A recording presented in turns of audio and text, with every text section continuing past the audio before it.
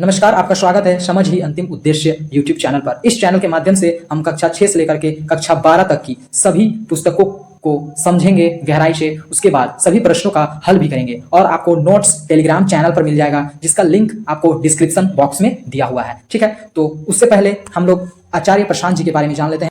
आचार्य प्रशांत जी दुनिया के सबसे ज्यादा फॉलो किए जाने वाले स्पिरिचुअल लीडर हैं। वे IAS, IIT, IIM, गेट जैसे टॉप एग्जाम क्लियर कर चुके हैं। इनके द्वारा करोड़ों विद्यार्थियों का जीवन बदल रहा है। उन्हें अवार्ड भी मिल चुका है एनवायरमेंट को सुरक्षा रखने के लिए। मैं एक वीडियो आपको रिकमेंड करना चाहूंगा, ऑपरेशन 2030। ये वीडियो आप अवश्य देखिएगा यदि आप अपने पृथ्वी से प्यार करते हैं तो। और वे लगभग 160 से अधिक किताबें लिख चुके हैं। अगर विद्यार्थी जीवन की बात करें तो विद्यार्थी जीवन के ऊपर भी एक पुस्तकें उन्होंने लिखी है, आप उन्हें जरूर पढ़िएगा, है ना। स्टूडेंट लाइफ से रिलेटेड लगभग हजारों वीडियोस यूट्यूब पर आपको मिल जाएंगे आचार्य जी की। 22 से अधिक कंट्री के लोग उन्हें फॉलो करते हैं। उनका मुख्य 5 काम है। पहला, जलवायु परिवर्तन के ऊपर बात कर रहे हैं वे। दूसरा, महिला सशक्तिकरण, जो महिलाओं के ऊपर शोषण हो रहा है उसके ऊपर बात कर रहे हैं। तीसरा, युवाओं को सही दिशा में ले जा रहे हैं। चौथा, पशु क्रूरता, बेजुबानों का जान लिया जा रहा है, उस पर काम कर रहे हैं। पांचवा, उच्चतम ग्रंथों को सरल अर्थों में घर घर तक पहुंचा रहे हैं, है ना। आचार्य प्रशांत जी के बारे में जितना भी शब्द बोला जाए कम ही पड़ेगा, क्योंकि वे बहुत महान काम कर रहे हैं। आज के युग के वे भगत सिंह, स्वामी विवेकानंद जैसे महान पुरुषों के समान आते हैं, ठीक है ना। आज हम लोग पढ़ेंगे इलेक्ट्रिक सर्किट, विद्युत तथा परिपथ। ठीक है, ये है कक्षा 6 की पुस्तक विज्ञान की ओर, जो कि पाठ 13 है ना।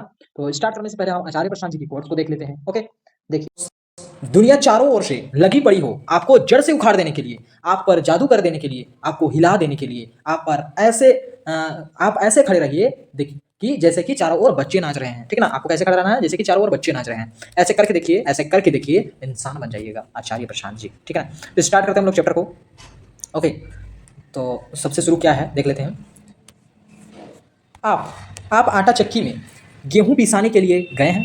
आप यदि आप गांव से होंगे या जो कोई भी गया होगा वो आप जान रहे होंगे कि जब भी आप आटा चक्की में गेहूं पिसाने के लिए जाते हैं, आपका गेहूं आटा चक्की में डालते ही बिजली कट गई। अगर गेहूं को आटा चक्की में डाले और वैसे ही बिजली कट गई तो क्या होता है, उस दिन रोटी तो नहीं बनेगा घर में, है ना। और साथ ही यदि आप विद्युत आने का, लाइट आने का अगर इंतजार कीजिएगा तो समय भी आपका बर्बाद होगा। अब घर में रोटी कैसे बनेगी, आपको क्या परेशानी होगी, बिल्कुल बहुत परेशानी होगी, है ना।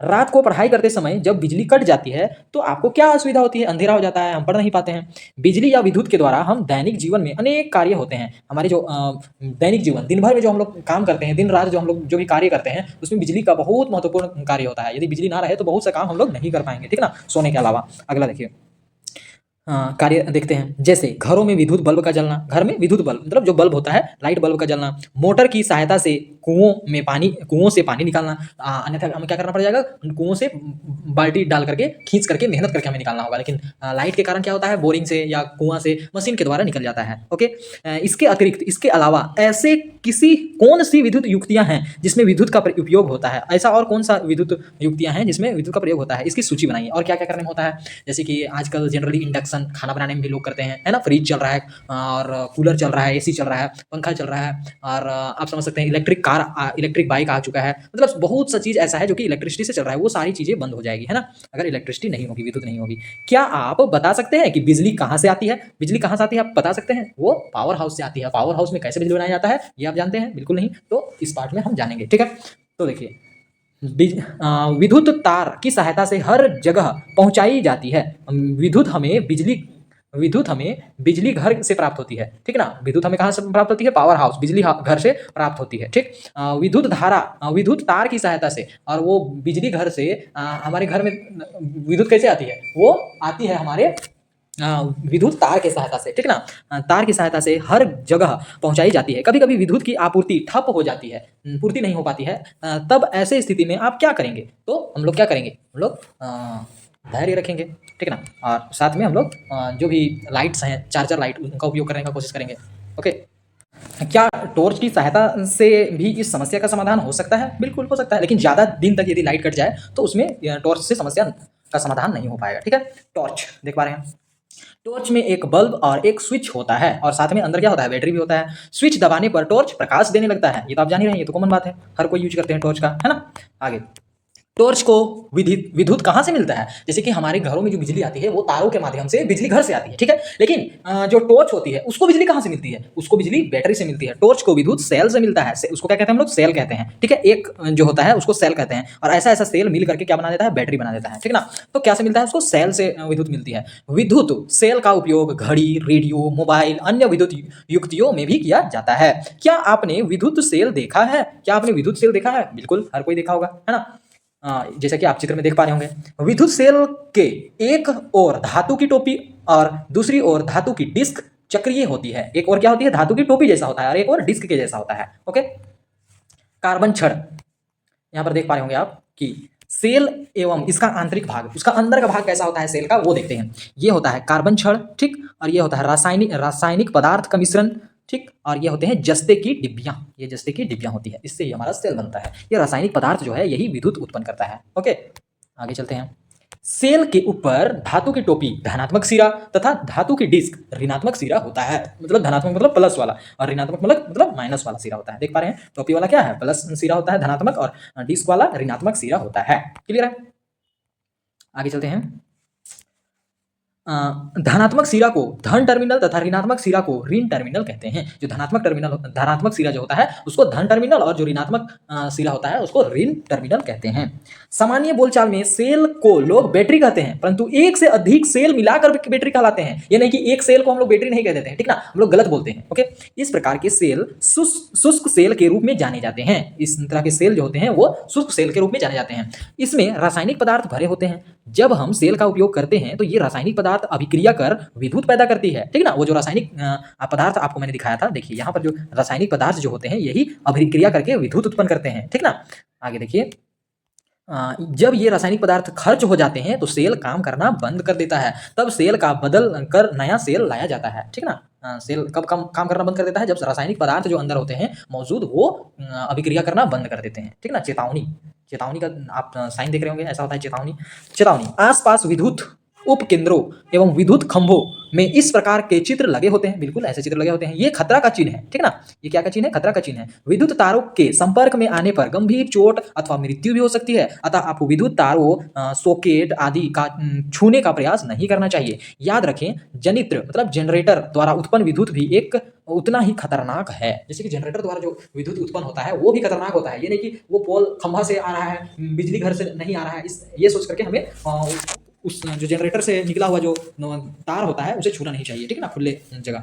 ओके, क्या घरों में उपयोग होने वाली विद्युत से हम टॉर्च के बल्ब जला सकते हैं? या घरों में जो उपयोग किए जा रहे हैं जो बिजली उससे हम टॉर्च के बल्ब को जला सकते हैं? घर में विद्युत का उपयोग खतरनाक होता है, ठीक ना। घर के विद्युत का उपयोग खतरनाक होता है, इसलिए सावधानी पूर्वक इसका उपयोग करें, ठीक। ऐसे हम लोग उपयोग कर सकते हैं लेकिन उसके लिए सावधानी बरतना होगा। ओके, टॉर्च का जो बल्ब होता है ऊपरी सिरा वाला, इसको जो कह रहे हैं, देखिए इसमें जो यहाँ बल्ब लगा हुआ होता है, ठीक है, यहाँ पर बल्ब लगा हुआ होता है, उसके बारे में पढ़ेंगे, ठीक ना। क्रियाकलाप 1 में देखें, एक टॉर्च लीजिए। ओके, एक टॉर्च लेना है। अब टॉर्च के बल्ब को ध्यान से देखिए। बल्ब में क्या लगा है? कांच का आवरण होता है। बल्ब में क्या होता है? कांच का आवरण होता है, चारों ओर से घिरा होता है, कांच से होता है। यह आवरण धातु की सतह से चिपका होता है, और ये आवरण जो होता है ये धातु की सतह से, देख रहे हैं, ये धातु है, धातु की सतह से क्या हुआ है? चिपका हुआ है।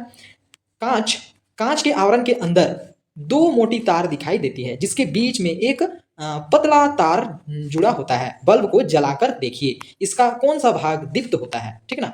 देखिए 2 ऐसे आपके तार होते हैं, उसके बीच में एक छोटा सा रिंग जैसा होता है, उसको हम लोग क्या कहते हैं? तंतु कहते हैं, ठीक। और ये टर्मिनल होता है, ये शीशे का गुंबद होता है। ओके, प्रकाश उत्सर्जित करने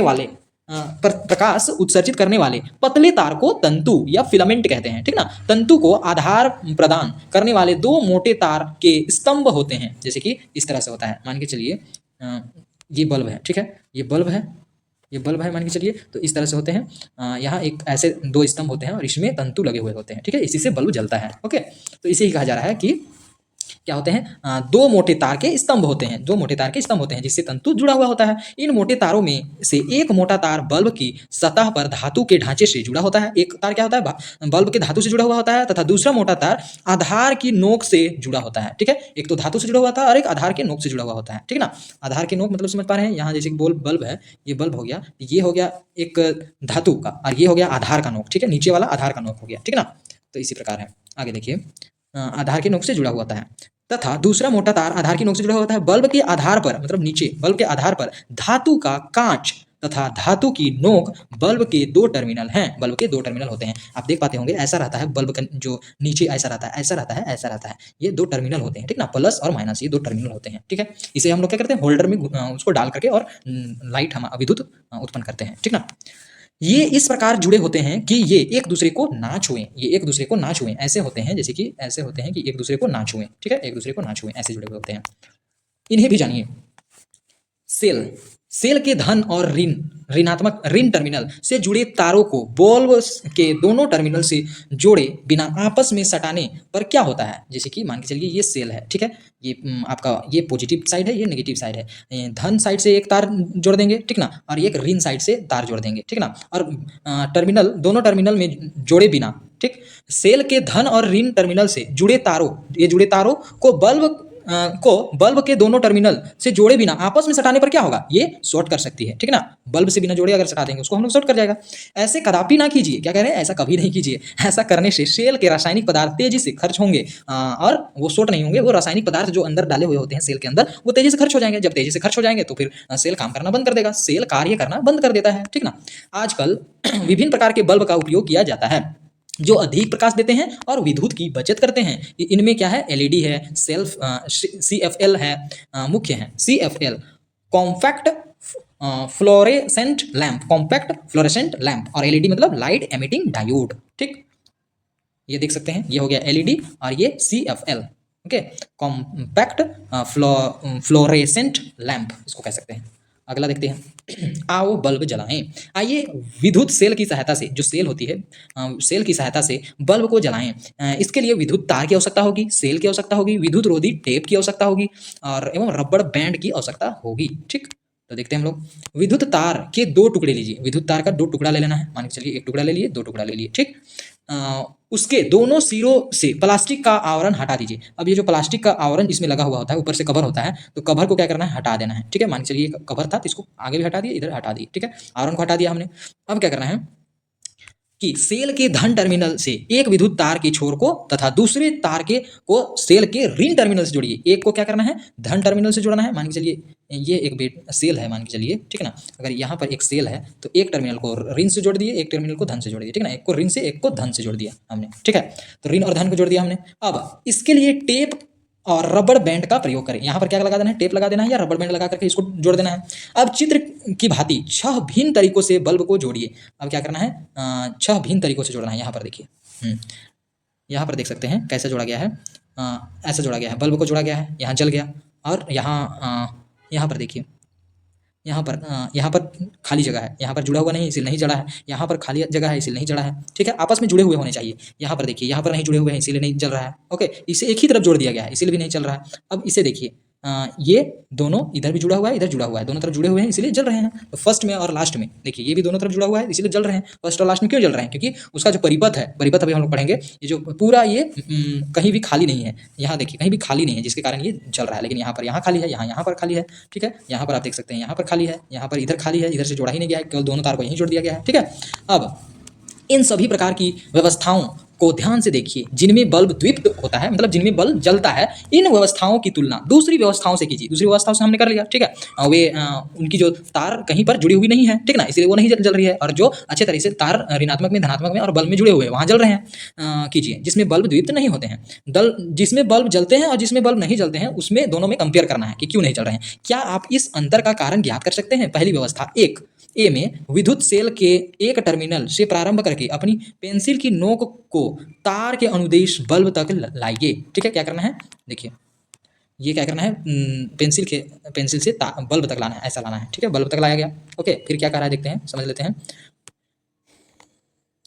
अनुदिश लाइए। अब बल्ब के दूसरे टर्मिनल से प्रारंभ करके विद्युत सेल से जुड़े दूसरे तार के अनुदिश पेंसिल की नोक से लाइए, हमने ला दिया। इस कार्य को सेल बी में बी से एफ की व्यवस्था के लिए दोहराइए, मतलब बी से एफ तक की व्यवस्था को सादा को दोहराना है, ठीक ना। तो एक जगह क्या होता है, दूसरे ए में और लास्ट वाले में केवल पूरा परिपथ बनता है, पूरा लाइन बनता है, और बाकी में आधे रास्ते में क्या होता है, पेंसिल उठाना पड़ जाता है, ओके।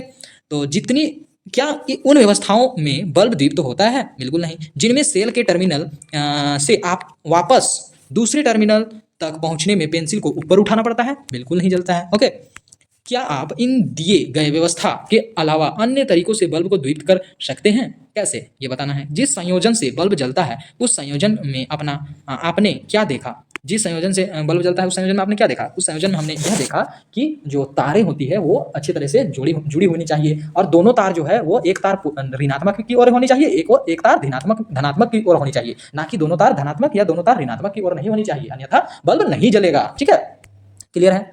आगे चलते हैं। यहाँ पर देखिए विद्युत परिपथ के बारे में पढ़ेंगे, अभी हमें पता चल जाएगा विद्युत परिपथ क्या होता है। ऊपर के क्रियाकलाप में आपने जिस संयोजन में बल्ब को द्वीप्त होते देखा, जिस संयोजन में आपने बल्ब को द्वीप्त होते देखा, जैसे कि इसमें हमने बल्ब को द्वीप्त जलते हुए देखा था, इसमें बल्ब को जलते हुए देखा था, इन समय में तो नहीं जलते हुए देखा था।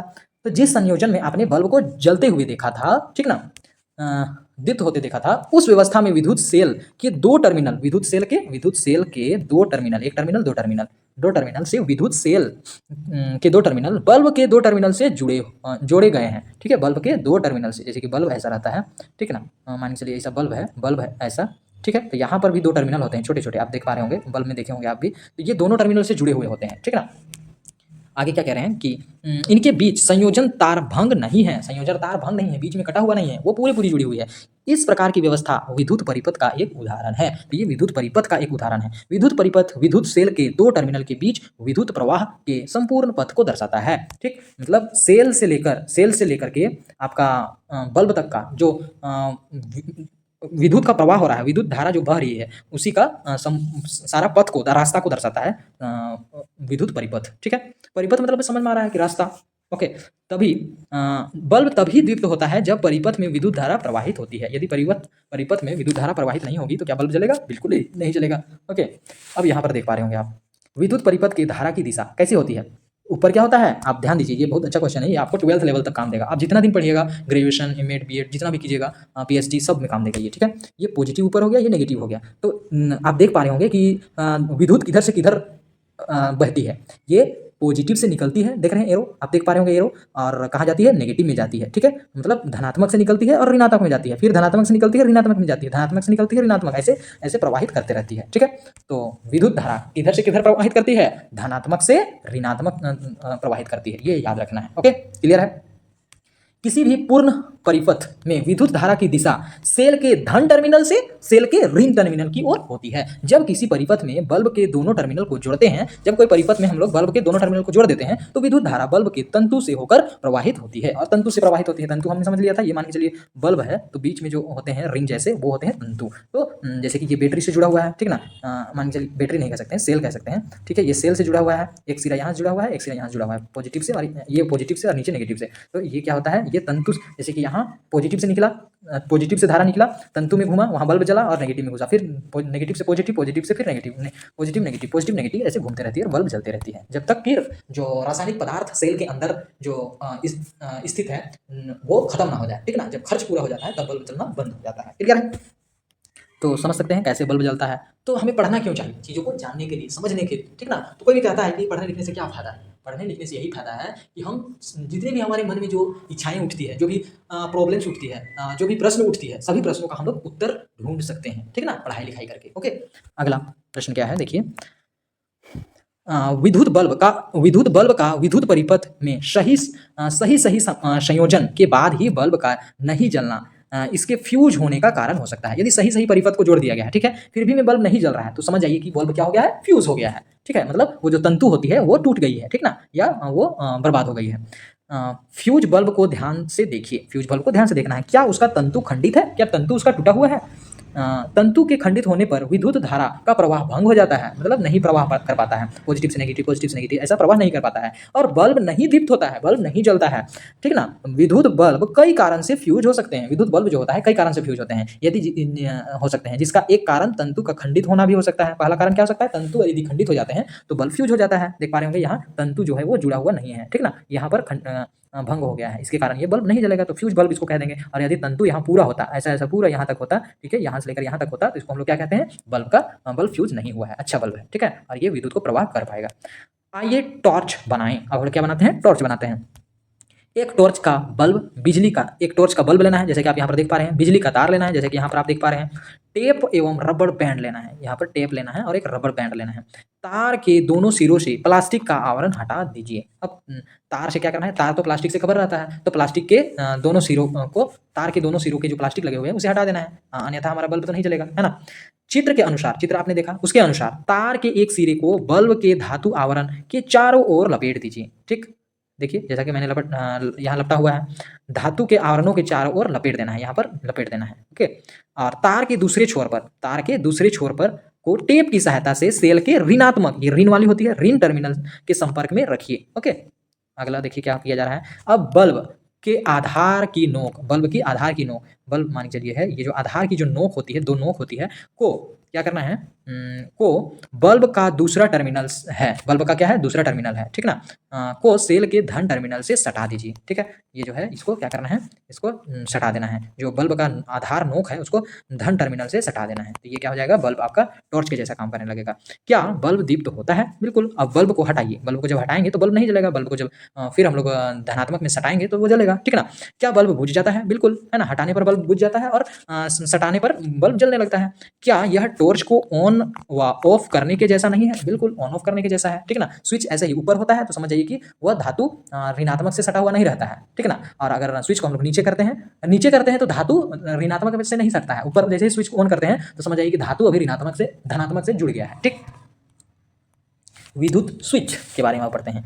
आपने अपने से बनाए टॉर्च में आपने क्या देखा? अपने से बनाए गए टॉर्च में आपने क्या देखा? जब भी हम लोग क्या कर रहे थे, बल्ब को ऊपर की ओर ले जा रहे थे तो बल्ब क्या हो जा रहा था, बुझ जा रहा था। और जैसे हम लोग धनात्मक टर्मिनल में सेल का धनात्मक टर्मिनल में उसे सटा रहे थे तो बल्ब क्या हो रहा था, जल रहा था। बल्ब को जलाने और बुझाने के लिए बल्ब के नोक को सेल के धन टर्मिनल से संपर्क करना और संपर्क तोड़ना पड़ता है, जो सुविधाजनक नहीं है। ऊपर नीचे उठाना ये सुविधा तो नहीं होता है। इसके लिए आप स्वयं विद्युत स्विच बना सकते हैं, ठीक है। आइए हम लोग विद्युत स्विच बनाते हैं, कैसे बनाया जाएगा देखिए।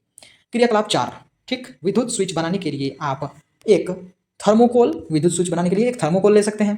थर्मोकोल का आयताकार टुकड़ा, एक आयताकार टुकड़ा हो गया, एक सेफ्टी पिन, ठीक, सेफ्टी पिन यहाँ पर देख पा रहे हैं। दो तार, दो ड्रॉइंग पिन लीजिए, ये जो ड्राइंग पिन है, ये दो ड्राइंग पेन, दो तार, एक सेफ्टी पिन, एक थर्मोकोल का टुकड़ा आयताकार भाग में, ये ले लेना है। ओके, अब देखिए एक थर्मोकोल का आयताकार टुकड़ा 5 गुना 10 सेंटीमीटर का ले लीजिए, ठीक है ना। 5 सेंटीमीटर लंबाई और 10 सेंटीमीटर चौड़ाई, ऐसा ले लेना है। सेफ्टी पिन के गोल क्षेत्र में ड्राइंग पिन लगाकर थर्मोकोल के सीट में चित्र अनुसार दबा दीजिए, ताकि सेफ्टी पिन आसानी से इधर उधर घूम सके। देखिए इस तरह आपको क्या करना है, जो सेफ्टी पिन का गोल वाला भाग है उसमें पिन लगा देना है, ठीक है, ड्राइंग पिन लगा देना है। और इतना जोर से नहीं करना है क्योंकि वो इधर उधर घूम पाए, जो सेफ्टी पिन है वो मूव कर पाए, घूम पाए, ऐसा ज़्यादा जोर से भी नहीं आपको दबाना है। ओके, सेफ्टी पिन के पहुँच की दूरी पर दूसरा ड्राइंग पिन दबा दीजिए, ठीक है। दूसरा ड्राइंग पिन यहाँ पर दबा दिया गया है, यहाँ पर आप देख पा रहे हैं, है ना। अगला दूसरा ड्राइंग पिन दबा दीजिए। ध्यान रहे सेफ्टी पिन को घुमाने पर दूसरे ड्राइंग पिन से संपर्क हो जाए। अगर सेफ्टी पिन को घुमाते हैं हम लोग, अगर सेफ्टी पिन को घुमा देते हैं तो दूसरे से जो ड्राइंग पिन है, अगर इसे घुमाते हैं तो यहाँ टच होना चाहिए। ओके, टच होना चाहिए। दोनों ड्राइंग पिन से एक एक तार जोड़ दीजिए। अब ड्राइंग दोनों पिन से क्या एक एक तार जोड़ दिया गया है, आप देखे होंगे अभी। अब आपका विद्युत स्विच तैयार हो गया। अब सेल विद्युत बल्ब को स्विच से चित्र अनुसार जोड़कर परिपथ को पूरा कर लीजिए, ठीक ना। अब चित्र अनुसार, जैसा कि आप देख पा रहे होंगे चित्र में कैसा दिया गया है, देखिए यहाँ पर, है ना। यहाँ इस तरह सेल को और बल्ब को और जोड़ देना है। ओके, ठीक ना। सेफ्टी पिन को घुमाकर उसके स्वतंत्र सिरे को ड्राइंग पिन से संपर्क कर लाइए, ठीक है ना। जैसे हम लोग संपर्क करते हैं तो आप क्या देखते हैं कि बल्ब हमारा जलने लगता है। अब सेफ्टी पिन को ड्राइंग पिन से हटाइए तो बल्ब क्या होता है, बुझ जाता है। क्या बल्ब अब भी जल रहा है? बिल्कुल नहीं। जब सेफ्टी पिन का खुला सिरा दूसरे सिरे के संपर्क में आता है तो परिपथ पूरा हो जाता है, इसलिए विद्युत बहने लगती है और जिसके कारण बल्ब जलने लगता है। ओके, तब इस स्थिति में स्विच ऑन हो जाता है, तब उस स्थिति में क्या हो जाता है, स्विच ऑन हो जाता है, इसलिए बल्ब जलने लगता है और विद्युत बल्ब जल जाता है। सेफ्टी पिन का संपर्क जब दूसरे ड्राइंग पिन से हटाते हैं, अगर सेफ्टी पिन का जो संपर्क होता है, सेफ्टी पिन सटा हुआ है, वहां से यदि हम लोग संपर्क को हटा देते हैं, जब दूसरे ड्राइंग पिन से हटा देते हैं तो ऑफ हो जाता है और विद्युत परिपथ भंग हो जाता है, जिससे बल्ब का जलना बंद हो जाता है। क्लियर? हमारे घरों में लगे स्विच को इसी सिद्धांत पर कार्य करते हैं। हमारे घर में जो स्विच लगे होते हैं इसी सिद्धांत पर काम करते हैं। ओके। जैसे हम लोग ऑफ करते हैं तो वो तार जो होता है, तार के बीच का जो संपर्क होता है वो भंग हो जाता है। जैसे हम लोग ऑन करते हैं तो तार के बीच का जो संपर्क होता है वो जुड़ जाता है, ठीक ना। देखने में यह अलग अलग डिजाइन हो सकता है। विद्युत चालक और विद्युत रोधक। विद्युत चालक क्या होता है, विद्युत रोधक क्या होता है, उसको समझते हैं, ठीक ना। विद्युत कुचालक, विद्युत का कुचालक मतलब जिससे विद्युत पास नहीं होता है। चालक मतलब बहने वाला, और कुचालक मतलब नहीं बहने वाला। विद्युत बल्ब जलाने के लिए आपने धातु के तार का उपयोग किया है, ठीक। धातु का तार उपयोग करते हैं। क्या हम लोग लकड़ी का तार उपयोग करते हैं? बिल्कुल नहीं, धातु का तार उपयोग करते हैं, और धातु का तार उपयोग नहीं करते हैं, ठीक ना। यह भी देखा है कि विद्युत परिपथ के भंग होने पर विद्युत बल्ब नहीं जलता है। धातु के तार के स्थान पर यदि धागे का उपयोग कर विद्युत परिपथ बनाया जाए तो क्या होगा? बिल्कुल बल्ब नहीं जलेगा। धागा से क्या जलेगा? बिल्कुल नहीं, वो तो रेशा का बना हुआ है, ठीक है ना। वो तो विद्युत का कुचालक होता है, उसमें तो विद्युत नहीं पास होती है। क्या इस तरह के विद्युत परिपथ में विद्युत बल्ब जलेगा? बिल्कुल नहीं जलेगा। विद्युत धारा के प्रवाह के लिए परिपथ में किस प्रकार के पदार्थ का उपयोग किया जाता है? आइए इसका पता लगाते हैं। विद्युत धारा के प्रवाह में परिपथ में किस प्रकार के पदार्थ का उपयोग किया जाता है? धातु वाला पदार्थ उपयोग किया जाता है, ठीक ना। एक क्रियाकलाप कितना है? 5 को देखते हैं। एक विद्युत परिपथ बनाने के लिए विद्युत बल्ब, सेल, विद्युत तार, टेप, रबड़ बैंड लेना है। एक विद्युत परिपथ बनाने के लिए क्या लेना होता है? बल्ब, सेल, विद्युत तार, टेप, रबड़ लेना है, ठीक है ना। ऐसा तो हमने बना लिया है पहले भी।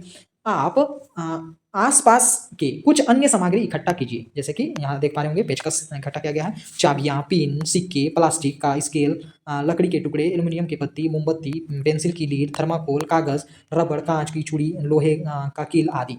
एक साधारण विद्युत परिपथ चित्रानुसार बनाइए, और इस तरह बल्ब को जोड़ना है, बल्ब के धनात्मक से, और इसका फिर इसको ऋणात्मक से ऐसा जोड़ देना है, ठीक ना। आगे देखिए, परिपथ के भंग हिस्से को दोनों तार के बीच एक एक कर विभिन्न वस्तुओं को रखिए। अब क्या करना है, जितने भी वस्तुएं हैं यहाँ पर देख पा रहे होंगे, ये जितने भी वस्तुएं अभी मैंने बोला उसको ये भंग जगह जो है इस पे रखते जाना है। क्या हम लोग चाबी को रखेंगे तो बल्ब जलेगा? बिल्कुल जलेगा। पिन को रखेंगे फिर भी नहीं जलेगा। सिक्के को रखेंगे फिर भी नहीं जलेगा। प्लास्टिक को रखेंगे तो बिल्कुल नहीं जलेगा, क्योंकि ये धातु नहीं है, ये विद्युत का कुचालक होगा, ठीक है। लकड़ी का स्केल भी नहीं जलेगा, प्लास्टिक का भी स्केल नहीं, लकड़ी का टुकड़ा भी नहीं जलेगा, एल्युमिनियम की पत्ती जलेगा, मोमबत्ती नहीं जलेगा, पेंसिल की लीड, यहाँ पर आप ध्यान दीजिएगा, पेंसिल का लीड जो होता है वो विद्युत का सुचालक होता है, मतलब विद्युत उससे पास होती है, ठीक ना। तो पेंसिल का लीड जब रखेंगे तो बल्ब जल जाएगा। थर्मोकोल रखने पर बल्ब नहीं जलेगा, कागज नहीं जलेगा, रबड़ से भी नहीं जलेगा, कांच की चूड़ी से भी नहीं जलेगा, लोहे का कील जब रखेंगे, क्योंकि लोहा का कील तो धातु है, तो इसलिए बल्ब हमारा क्या होगा? जलने लगेगा, ठीक है। आसान है। ध्यान रहे कि वस्तु का स्पर्श दोनों तारों से अवश्य हो, दोनों तारों से अवश्य हो, यानी कि एक तरफ केवल सटा हुआ है, दूसरी तरफ नहीं सटा हुआ है तार से, तो नहीं जलेगा, जिससे परिपथ पूरा हो जाए। अपने अवलोकन को सारणी में अंकित कीजिए, ठीक। चाबी धातु है तो उससे बल्ब जलता है? बिल्कुल हाँ। लकड़ी का टुकड़ा धातु नहीं है, ये लकड़ी है, तो उससे बल्ब नहीं जलता है। तो ऐसे ही हमने तो सारा बता दिया है, इसी तरह आपको कर लेना है। आपने परीक्षण में देखा कि कुछ पदार्थ से तारों के स्वतंत्र सिरे लगाने पर बल्ब द्वीप्त होता है। स्वतंत्र सिरे को कुछ पदार्थ से यदि हम लोग लगा देते हैं तो बल्ब जलने लगता है। वैसे पदार्थ जिससे विद्युत धारा प्रवाह करती है उसको विद्युत चालक कहते हैं, इलेक्ट्रिक कंडक्टर कहते हैं। ऐसा पदार्थ, ऐसा सामान जिससे इलेक्ट्रिसिटी पास हो, विद्युत मतलब बहे, ठीक ना, उस पदार्थ को हम लोग क्या कहेंगे? विद्युत चालक कहेंगे, ठीक ना। कुछ पदार्थों से ऐसा नहीं होता है और बल्ब द्वीप्त नहीं होता है। वैसे पदार्थ जो अंदर से विद्युत धारा प्रवाहित नहीं होने देते उसे विद्युत रोधी कहते हैं, इलेक्ट्रिक नॉन कंडक्टर या विद्युत के कुचालक पदार्थ कहलाते हैं, ठीक।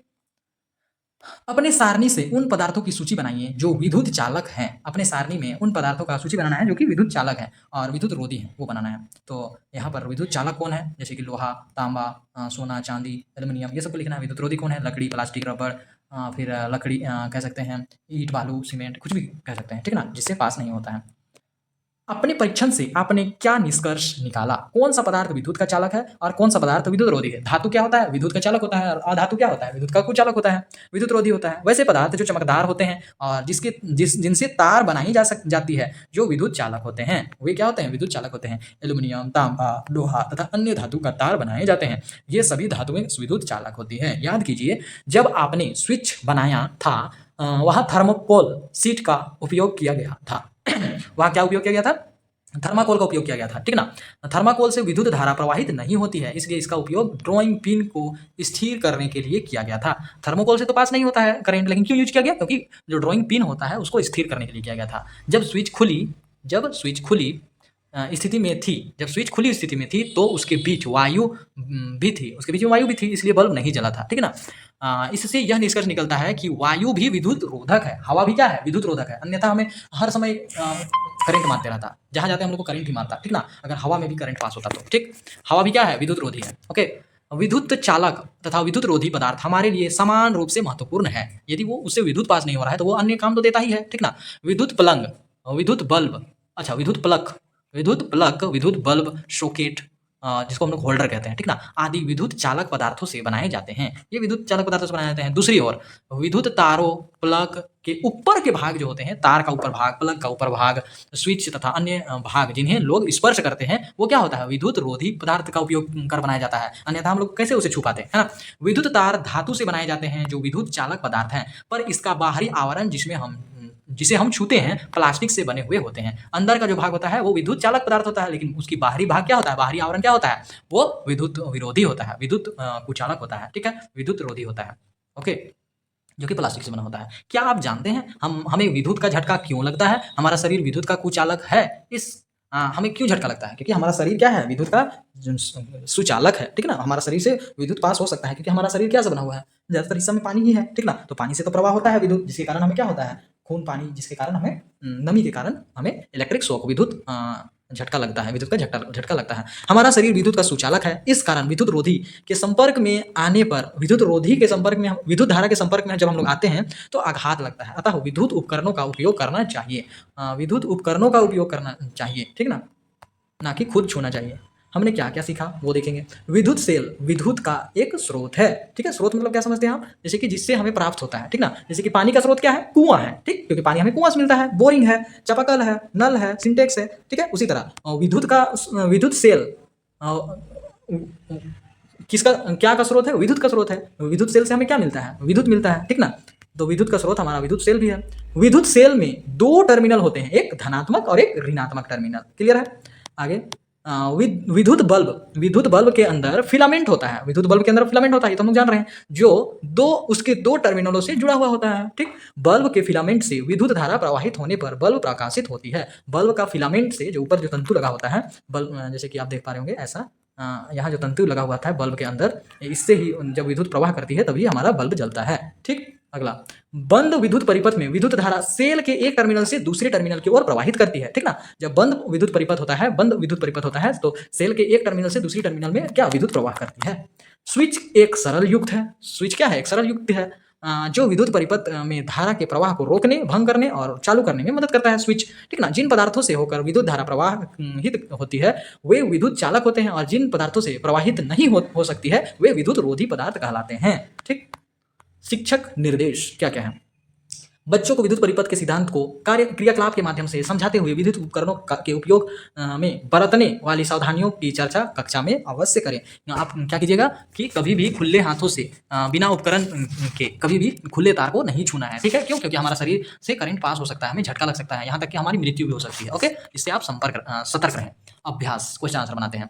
दिए गए प्रश्न में 4 उत्तर दिए गए हैं, इनमें से सही उत्तर में सही चिन्ह लगाइए। तो निम्नलिखित में कौन विद्युत स्रोत है, किससे विद्युत हमें मिलता है वो बताना है, ठीक है। क्या विद्युत तार से हमें विद्युत मिलता है, बिल्कुल नहीं। स्विच से मिलता है, बिल्कुल नहीं। सेल से मिलता है, बिल्कुल मिलता है। बल्ब से मिलता है, बिल्कुल नहीं। हमें स्रोत जो है विद्युत का वो सेल से ही मिलता है, ठीक ना। ये सब तो उपकरण है, ये तो जलने में काम देते हैं, विद्युत को दीप्त होने में काम देते हैं, ठीक है। अगला प्रश्न क्या है कि निम्नलिखित पदार्थों में कौन विद्युत का चालक है, कौन विद्युत का चालक है वो देखते हैं। प्लास्टिक तो बिल्कुल नहीं है, सूखी लकड़ी तो बिल्कुल नहीं है, हवा तो बिल्कुल नहीं है, केवल तांबा है, ठीक। अगला प्रश्न क्या है, निम्नलिखित पदार्थों में कौन विद्युत रोधी पदार्थ है, विद्युत रोधी पदार्थ। अशुद्ध जल रहेगा क्या विद्युत रोधी है, विद्युत उससे पास नहीं होती है अशुद्ध जल से, बिल्कुल होती है। नींबू का रस से क्या विद्युत पास नहीं होता है, बिल्कुल होता है। रबड़ से विद्युत पास नहीं होता है, हाँ बिल्कुल नहीं होता है। तो ये आंसर होगा, ये नहीं होगा, ये भी नहीं होगा, क्या से होगा, विद्युत रोधी पदार्थ रबड़ है, ठीक। लोहे की कील से भी विद्युत पास होता है, आंसर क्या हो जाएगा, रबड़ से विद्युत पास नहीं होता है। वह उक्ति जो विद्युत परिपथ को जोड़ने और भंग करने में उपयोग किया जाता है उसे कहते हैं हम लोग स्विच। स्विच कहाँ गया, यहाँ है, ठीक है। ओके, क्लियर है। क्वेश्चन आंसर मैंने बना दिया है, यहाँ से आप देख सकते हैं। ओके, वैसे हम लोग पहले खुद से बनाने का प्रयास करते हैं, है ना, कितना हमने समझा है। सेल में विद्युत धारा के प्रवाह की दिशा क्या होती है, सेल में कैसा विद्युत धारा प्रवाह करती है, पॉजिटिव से नेगेटिव की ओर बहती है, ठीक ना। तो हम लोग यहाँ देखते हैं कहाँ पर वैसा लिखा हुआ है, सेल में ऋणात्मक टर्मिनल, बिल्कुल नहीं। धनात्मक से ऋणात्मक टर्मिनल, सेल के धनात्मक टर्मिनल से ऋणात्मक टर्मिनल की ओर, बिल्कुल सही जवाब, ठीक है। कभी धन टर्मिनल को कभी ऋण टर्मिनल की ओर नहीं। ख नंबर आंसर होगा, धनात्मक टर्मिनल से ऋणात्मक टर्मिनल की ओर बहती है। ओके, अगला क्या है, रिक्त स्थानों की पूर्ति कीजिए। रिक्त स्थानों को भरना है। एक विद्युत सेल में टर्मिनल होते हैं। क्या टर्मिनल होते हैं? विद्युत सेल में 2 टर्मिनल होते हैं, एक धनात्मक एक ऋणात्मक। धातुएं विद्युत धारा की क्या होती है? विद्युत धारा की सुचालक होती है, जिससे विद्युत धारा पास होती है। विद्युत सेल में खाली स्थान पदार्थ भरे होते हैं। क्या पदार्थ भरे होते हैं? रासायनिक पदार्थ भरे होते हैं। गैसें साधारणतः विद्युत के गैस जो होता है वो साधारणतः विद्युत रोधी होता है, उससे विद्युत पास नहीं होता है गैस से, ठीक है ना। यदि गैस से पास होता तो हमारा हवा में भी क्या हो जाता? विद्युत पास हो जाता। सेल खाली स्थान ऊर्जा को खाली स्थान ऊर्जा में बदलता है। क्या से क्या ऊर्जा में बदलता है? ये हमारा सेल जो होता है वो रासायनिक ऊर्जा को, क्योंकि सेल के अंदर क्या होता है? रासायनिक पदार्थ होता है, तो वो रासायनिक ऊर्जा को विद्युत ऊर्जा में बदल देता है, ठीक है ना। अगला, निम्नलिखित कथनों में के सामने सही या गलत चिन्ह का लगाना है, ठीक है। सारा क्वेश्चन आंसर आपका बना दिया गया है, लेकिन हम लोग पहले समझने का प्रयास कर रहे हैं। ओके, विद्युत सेल में धातु की टोपी, विद्युत सेल जो है विद्युत सेल है, ठीक है, ऐसा ऊपर होता है, इधर नीचे डिस्क होता है। तो विद्युत सेल में धातु की टोपी जो होता है, टोपी ऋणात्मक टर्मिनल होता है? बिल्कुल नहीं, क्योंकि ये तो पॉजिटिव होता है, नीचे ना नेगेटिव होता है। ऋणात्मक कौन होता है? डिस्क वाला एरिया होता है। टोपी वाला एरिया तो क्या होता है? धनात्मक होता है, यहाँ कह रहा है ऋणात्मक, इसीलिए यह गलत हो जाएगा। अगला क्या है, टॉर्च के बल्ब में तंतु के भंग रहने पर बल्ब दीप्त होता है? क्या तंतु टूट जाता है? जैसे कि ये मान के चलिए बल्ब है, बल्ब का जब तंतु टूट जाएगा, जो रिंग के जैसा बहुत महीन तरीके से होता है, वो यदि टूट जाएगा तो क्या बल्ब जलेगा? बिल्कुल नहीं जलेगा। और यहाँ क्या कहा जा रहा है कि बल्ब द्वीप्त होता है, ये गलत कहा जा रहा है, ठीक। अगला, विद्युत धारा धातुओं से होकर प्रवाहित करती है। बिल्कुल सही कह रहा है, विद्युत धारा धातुओं से होती है, अधातु से नहीं प्रवाहित होती है। विद्युत परिपथ बनने के लिए धातु के तारों के स्थान पर जूट की डोरी प्रयुक्त की जा सकती है? बिल्कुल नहीं, जूट की डोरी से नहीं होगी। जूट की डोरी क्या है? अधातु है, ठीक है, नहीं चमकने वाली वस्तु है। विद्युत धारा थर्मोकोल की सीट से होकर प्रवाहित नहीं करती है। बिल्कुल सही कहा गया है, तो ट्रू होगा, गलत सही चिन्ह होगा, ठीक ना। व्याख्या कीजिए कि नीचे दी गई व्यवस्था में बल्ब क्यों नहीं द्वीप्यमान होता है, क्यों यहाँ बल्ब नहीं जल पाएगा, ये आप हमें बताना है, ठीक है। यहाँ पर आप देख पा रहे होंगे, यहाँ सेल है, ठीक है, और यहाँ पर बल्ब है। ओके, यहाँ ये तार है, तार तो अच्छी तरह से जुड़े हुए हैं, लेकिन यहाँ पर आप देख पा रहे होंगे ये जो है, ये जो पेचकस है, पेचकस के ये प्लास्टिक वाले एरिया में ये तार जुड़ा हुआ है, और ये तार लोहे वाले एरिया में है। यदि दोनों तार को हम लोग लोहे वाले एरिया में जोड़ते हैं तभी बल्ब जलेगा, ठीक ना। ये जो एरिया है ये प्लास्टिक वाले एरिया में जोड़ दिया गया है, जिसके कारण बल्ब नहीं जलेगा, ठीक ना। अगला क्या है, दी गई आरेख को पूरा कीजिए और बताइए कि बल्ब को द्वीप्यमान करने के लिए तारों की स्वतंत्र सिरों को किस प्रकार जोड़नी चाहिए। अब देखिए, इसको किस तरह जोड़नी चाहिए, यहाँ पॉजिटिव को पॉजिटिव की और नेगेटिव को मतलब धनात्मक को धनात्मक से जोड़ना है और ऋणात्मक को ऋणात्मक से जोड़ देना है, ठीक। आपके घर में स्विच की मरम्मत करते समय विद्युत मिस्त्री रबड़ से के दस्ताने क्यों पहनते हैं? क्योंकि उनको झटका ना लगे, ठीक है। बिजली की औजार जैसे कि पेचकस, प्लायर्स के हथों पर प्रायः प्लास्टिक के आवरण चढ़े होते हैं, क्यों? ताकि हमें विद्युत का झटका ना लग पाए, ठीक ना। वो जो सामान होते हैं वे तो धातु के होते हैं, और धातु में विद्युत प्रवाह करती है। यदि हम लोग उसके संपर्क में आ जाएंगे तो हमारा शरीर भी क्या है? विद्युत का चालक है, तो हमारा शरीर में भी विद्युत प्रवाह करने लगेगी, जिससे हमें झटका लग सकता है, ठीक ना। तो देखिए, सारा क्वेश्चन आंसर करा दिया गया है, आप यहाँ से देख सकते हैं। ओके, अगला क्वेश्चन क्या है, चित्र 13.12 में देखिए, चित्र को देखते हैं हम लोग 11.12। ओके, कहाँ पर है? देखिए 11.12, इसे देखिए, ठीक, इसे देख लिया हमने। यहाँ पेचकस में क्या किया है? प्लास्टिक वाले एरिया में तार जोड़ा गया है, तो इसमें तो बल्ब नहीं जलेगा। क्या कह रहा है क्वेश्चन, देखते हैं। देखिए, विद्युत परिपथ में लगे तारों के स्वतंत्र सिरों को यदि रबड़ से जोड़ दिया जाए तो क्या बल्ब द्वीप्यमान होगा? बिल्कुल नहीं होगा। चित्र 13.13 में देखिए, दिखाए गए विद्युत परिपथ में लगे तारों की स्वतंत्र सिरों को एक पदार्थ से जोड़ने पर बल्ब द्वीप्यमान होगा? बिल्कुल, पदार्थ से जोड़ देंगे तो द्वीप्यमान तो होगा ही। वह पदार्थ विद्युत चालक है अथवा विद्युत रोधक। वह पदार्थ क्या होगा? विद्युत चालक होगा। व्याख्या कीजिए। तो बस मैंने व्याख्या कर दिया, ठीक है। तो जो क्वेश्चन पूछा है वो जवाब दे देना है, वही व्याख्या हो गया। क्या विद्युत का ना होना हमारे जीवन को प्रभावित करेगा? बिल्कुल भाई करेगा। वो हमें ज़्यादा हमें ज़्यादा मेहनत करना पड़ेगा किसी भी चीज़ों में, ठीक ना। परियोजना कार्य क्या क्या है? पुराना बल्ब एवं संयोजक तार की सहायता से अपने लिए एक टॉर्च बनाइए। पुराने बल्ब से और एक संयोजक तार से, ठीक ना, एक बल्ब बनाना है। एक स्क्रैप बुक बनाइए जिसमें आसपास के लोग किन किन विद्युत साधित्र का उपयोग करते हैं उसका चित्र हो, ठीक ना। और चित्र पुराने समाचार पत्र और पत्रिका से काट कर लगा सकते हैं। विद्युत सेल के आविष्कार ऑलेस्ट्रो एवं विद्युत बल्ब का आविष्कार थॉमस एल्वा एडिसन, ठीक है। सेल का आविष्कार किसने किया था? ऑलेस्ट्रो, ठीक है ना। और विद्युत बल्ब का थॉमस एल्वा एडिसन के बारे में जानकारी प्राप्त कीजिए, ठीक है। इन जानकारियों को एक टॉर्च पेपर चार्ट पेपर पर, टॉर्च नहीं, चार्ट पेपर पर प्रदर्शित कीजिए। ठीक है, तो हम लोग ये तो जान लेते हैं कम से कम, ठीक ना। अच्छा, ये आपको खुद से करना है, परियोजना कार्य। ओके, ठीक है, तो आगे देखते हैं। यदि यदि आपको चाहिए बेहतर जीवन, ठीक ना, यही घिसी-पिटी जो जीवन लोग जी रहे हैं, वैसा जीवन जीने से आप अच्छा जीवन जीना चाहते हैं। ये नहीं कि बस पढ़े-लिखे, जॉब किए, शादी किए, बच्चा किए, फिर बच्चे को पढ़ाया, फिर बूढ़े हो गए, मतलब यही घिसी-पिटी जीवन, उससे कुछ अलग जीवन जीना है। वो भी करना है, लेकिन उससे कुछ बेहतर, वो करते हुए कुछ बेहतर करना है, नई कहानियाँ लिखनी है, आपके जीवन की नई कहानी लिखनी है, ठीक है ना। तो आचार्य प्रशांत जी की शिक्षाओं से जुड़िए, लाइव जुड़िए, ठीक ना। और करोड़ों विद्यार्थियों का जीवन बदल रहा है इससे, आप समझ सकते हैं। 22 से अधिक कंट्री के लोग जुड़ चुके हैं। और यदि आप आचार्य प्रशांत जी का ऐप डाउनलोड कीजिए, उससे आप जुड़ सकते हैं। यदि कुछ भी समस्या आती है तो आपका भाई है, आप इस नंबर पर क्या कर सकते हैं, व्हाट्सअप कर सकते हैं, आपको मैं मदद करूंगा। ठीक है, नमस्कार। यदि आपको इस वीडियो से हेल्प हुआ है तो मैं आप लोगों को एक काम दे रहा हूं, उस काम को आप अवश्य ही पूरा कीजिएगा। आप देख पा रहे होंगे कि आपको वीडियो के नीचे मोर करके लिखा हुआ दिख रहा होगा, मोर करके, उस मोर पर आप क्लिक कीजिएगा, आपको डिस्क्रिप्शन पेज खुल जाएगा। ठीक है, डिस्क्रिप्शन पेज में फिर से आपको मोर लिखा हुआ दिखेगा, मोर पर फिर से आप क्लिक कीजिएगा, ठीक है ना। तो आपका डिस्क्रिप्शन ओपन हो जाएगा। आप नीचे की ओर स्क्रॉल करते हैं, आप देख पा रहे हैं कि क्लाइमेट चेंज बाय आचार्य प्रशांत जी, इस वीडियोस को अवश्य ही आप देखिएगा। क्लाइमेट चेंज के ऊपर आचार्य जी की वीडियो है, ये आज का सबसे बड़ा मुद्दा निकल चुका है। यदि आप अपने घर वालों से प्यार करते हैं, यदि आप अपने गांव वालों से प्यार करते हैं, यदि आप अपने शहर से, अपने राज्य से, अपने देश से प्रेम करते हैं, अपने विश्व से, अपनी पृथ्वी से यदि आप प्रेम करते हैं, तो ये वीडियो को आप अवश्य ही शेयर कीजिएगा। आचार्य जी की जो वीडियो है क्लाइमेट चेंज का समाधान, ये वीडियो को आप देखिए, समझिए, ज़्यादा से ज़्यादा लोगों तक शेयर कीजिए।